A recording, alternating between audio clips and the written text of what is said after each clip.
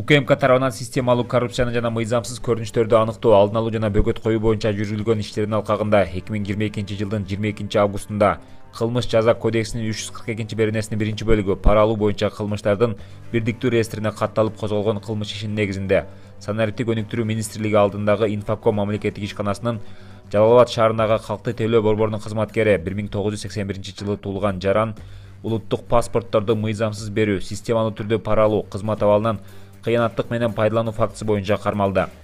Жалал Абад шаарындагы Калкты тейлөө борборунун кызматкери Кыргыз Республикасынын Жаранынын жашы жете элек балдарга 2021-жылдын үлгүсүндөгү жарандык паспортторун мыйзамсыз тариздөө жана берүү, кийинчерээк аларды башка жактарга алып чыгуу үчүн 1000 сомдон 15 000 сомго чейин акча каражаттарын системалуу түрдө алуу боюнча туруктуу коррупциялык схема түзүп алган. Ошондой эле ортомчулардын жардамы менен жашы жете элек баланы Кыргыз Республикасынын чегинен тышкары алып чыгууга баланын ата-энесинин биринин атынан Жарандын жарандык паспортун берүүгө жана алууга укук берген жасалма ишеним каттарды даярдашкан.